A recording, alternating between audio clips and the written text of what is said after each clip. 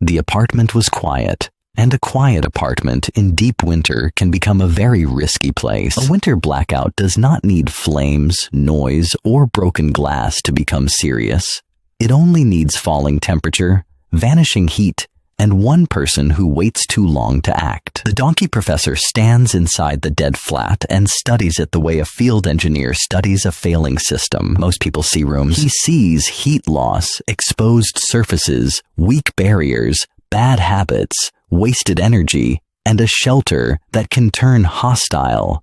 Faster than fear, can think clearly. The family stays where they are, because the storm looked temporary earlier. The walls still feel familiar, and the sentence nobody should trust has already been spoken. It will only take a night. Then the cold begins to collect, not with drama, not with one huge moment, but with a slow invasion, through glass, through frames, through the floor, through every careless gap, until comfort collapses and the body starts paying the price. This is why winter blackouts are so dangerous. The hazard does not always attack loudly. It drains you quietly, steals heat steadily, and weakens judgment before people realize they are already losing. The professor makes the first point without mercy. Stop trying to live normally. A powerless apartment is no longer a home in the usual sense. It is an emergency problem, and emergencies reward fast, disciplined decisions. He points to the first mistake, trying to hold the whole apartment. Too much space, too many cold surfaces, too many exposed walls, and not enough energy to fight them all. So he gives the order that matters. Choose the smallest room, the one with the fewest outside walls, and turn it into a protected shelter. Bring in blankets, mattresses, water, food, and every dry layer you own. Then reduce the space again, because a smaller shelter inside that room will hold warmth far better than stubbornness ever will. He turns toward the windows and treats them like active failures in the system. Cold leaks through edges, glass, and cracked seals until the room is quietly bleeding heat hour after hour. So seal everything. Tape, towels, paper, cloth, old shirts.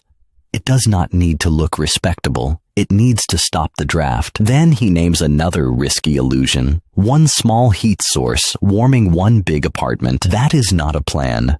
That is wishful thinking, dressed as action. What works is concentration, trapping heat, storing heat, and keeping it where human bodies actually need it. A simple oil lamp can matter. A clay pot over a heat source can hold warmth and return it slowly. Not as comfort, not as luxury, but as practical heat that keeps hands working and spirits from falling apart. If boiling water becomes necessary and normal fuel is gone, improvisation becomes part of the system. A simple makeshift stove, built from cans and found burnable scraps, can turn waste into one more meal, one more hot drink, one more difficult night managed. Then he looks at clothing and corrects another common mistake. One giant coat feels powerful, but layers work better, because trapped air is what truly slows the escape of heat. And if proper winter gear is missing, use what still insulates. Newspaper, dry paper, plastic bags, crude solutions, yes, but emergencies have never cared about elegance. Then he points downward, because the floor is often where people lose without noticing. Concrete does not simply feel cold. It pulls heat out of the body like a machine, faster than a tired person can replace it. So do not sleep on it. Raise yourself, pad the surface, stack cardboard, rugs, magazines, folded cloth, and build a barrier between your body and the slab beneath it. Then comes the quieter truth. The body is a furnace, but only if you feed it. In deep cold, this is not the hour for restraint. This is the hour for dense fuel, hot liquids, and enough energy to keep the inner engine alive. Tea, broth, boiled water. These do more than comfort. They return warmth to the center where clear thinking survives. And if you are not alone, stay close. Human warmth is not weakness and not sentiment.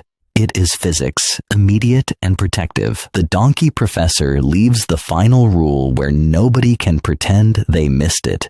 If the apartment is losing heat faster than your body can defend itself, then stop pretending, shrink the space, seal the leaks, protect the core, and act smart. Because winter does not negotiate. It only waits for the moment people confuse familiarity with safety. Type this in the comments. Safety first. Subscribe to join the few who seek clarity. Share this with someone who